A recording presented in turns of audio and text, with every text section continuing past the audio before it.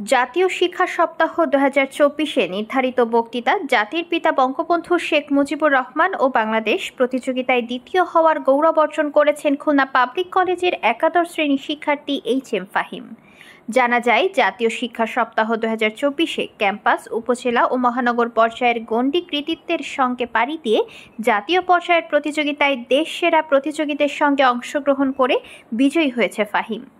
গত ২৭ জুন বৃহস্পতিবার শিক্ষা মন্ত্রণালয়ের মাধ্যমিক ও উচ্চশিক্ষা বিভাগের আয়োজনে রাজধানীর সেগুনবাগিচা আন্তর্জাতিক মাতৃভাষা ইনস্টিটিউটে শিক্ষা মন্ত্রণালয়ের সচিব সোলেমান খানের হাত থেকে পুরস্কার গ্রহণ করেন ফাহিম।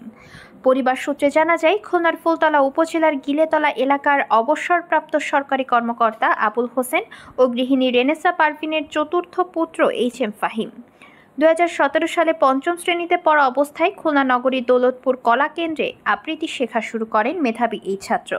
এরপর একে একে অর্জন করেন ৮টি জাতীয় ও একটি আন্তর্জাতিক সহ একাধিক পুরস্কার। আমার প্রথম আবৃত্তি জীবনে পদার্পণ করা ২০১৭ সালে। আমি তখন পঞ্চম শ্রেণীতে পড়ি, ক্যান্টনমেন্ট পাবলিক স্কুলে। শুরু করেছিলাম দৌলতপুর কলা কেন্দ্র, এখনো পর্যন্ত শিখছি। আবৃত্তিতে অনেক পুরস্কার আছে, সেই সাথে আবৃত্তির সাথে আরও যে সকল জিনিস কথা বলার সাথে সম্পর্কিত, অর্থাৎ বাচিক শিল্পের সাথে যে সকল জিনিস সম্পর্কিত, যেমন বক্তৃতা, গল্প বলা, তারপরে বিতর্ক, এ সকল বিষয়ের সাথেও যুক্ত আছি। প্রথম জাতীয় পুরস্কার পাওয়া দুটোর একটাতেও নয়, প্রথম জাতীয় পুরস্কার পেয়েছি গল্প লেখাতে ২০১৯ সালে বিজয় ফুল উৎসব। তখন আমি ক্যান্টনমেন্ট পাবলিক স্কুলের সপ্তম শ্রেণীতে পড়ি। বাংলাদেশে দুটো বড় বড় জাতীয় প্রতিযোগিতা হয়েছিল। একটি হয়েছিল জাতীয় শিশু কিশোর আবৃত্তি প্রতিযোগিতা, সেখানে আমি সমগ্র বাংলাদেশের ভেতরে দ্বিতীয় স্থান অধিকার করি, রানার আপ হই।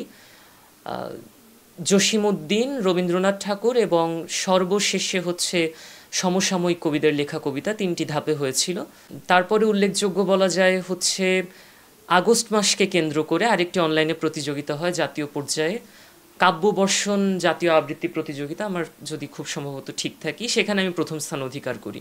১২তম জাতীয় শিশু শিল্পী প্রতিযোগিতা ২১ সালের প্রতিযোগিতা ২২ সালে হয়েছিল, সেখানে আমি সমগ্র বাংলাদেশে রানার আপ হই, সামান্য ব্যবধানে রানার আপ হই। এবং এটি আসলে আমরা সবাই জানি, আগে বিটিভিতে নতুন কুড়ি নামে একটি অনুষ্ঠান হতো, সেটি বর্তমানে শাপলা কুড়ি নামে পরিচিত, এবং সেখানে আমি রানার আপ হই আবৃত্তিতে।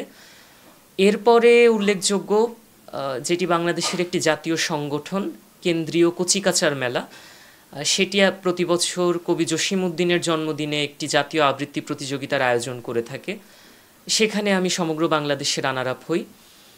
এবং তারপরে জাতীয় শিশু পুরস্কার প্রতিযোগিতা, যেটি বাংলাদেশের সবথেকে বড় প্রতিযোগিতা হিসেবে যেটি পরিচিত, বাংলাদেশ শিশু একাডেমির আয়োজনে মহিলা ও শিশু বিষয়ক মন্ত্রণালয়, সেখানে পরপর ২ বছর ২০২২ সালে এবং ২০২৩ সালে আমি প্রথম স্থান অধিকার করি, উপস্থিত বক্তৃতা এবং ধারাবাহিক গল্প বলা।